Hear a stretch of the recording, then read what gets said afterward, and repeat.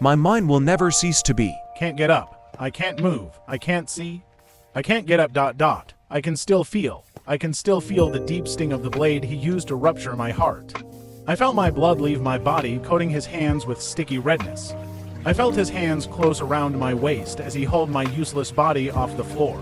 I felt any remaining air abruptly leave my lungs as he dropped me into my eternal grave. I can still hear. I can hear his hammer rhythmically fixing planks of wood into place, sealing me underground bit by bit.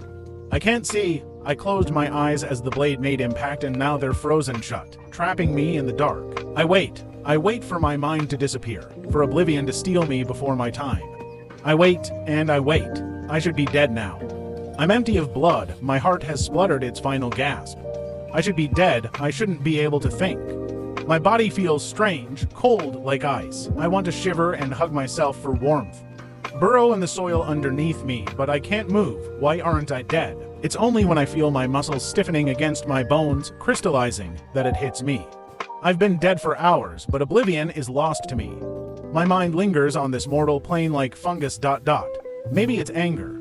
Maybe I can't accept that my time was taken from me, or maybe this is what death is. Perhaps our minds aren't our brains, but our souls. Our bodies are no more than the prisons they are trapped in. My mind races. Every inch of my fleshy prison screams in horror. I force my thoughts to retire. I wish them out of existence. Anything to stop feeling myself wither and crumble to nothing. Still, I remain. How long have I been screaming for? Days maybe. Time is nothing now. I hear a faint buzz whiz past my ear. A fly? It's the only sound I've heard bar his footsteps above me.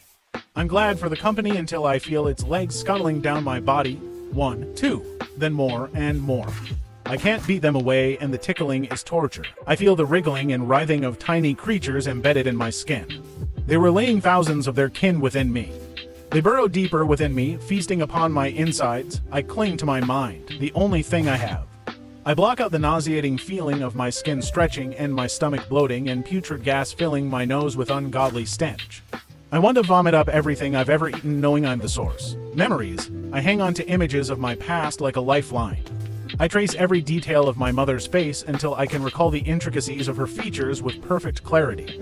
I've burned her maternal gaze into my mind. I long for her comfort as I recall my life like film running through a projector behind my eyes. I replay images of my father. Deft hands tinkling across the piano, Mozart, Bach, Elgar. He reads me fairy stories dramatically. He performs each character like he has an audience of 100 rather than 1. There's liquid pouring from my nose, thick.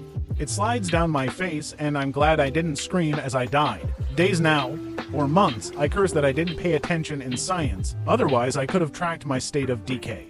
My bloated skin is collapsing. It disintegrates into useless mulch. It slips from my body and hits the mud below me with a wet squelch. The wiggling is everywhere, corrupting everything.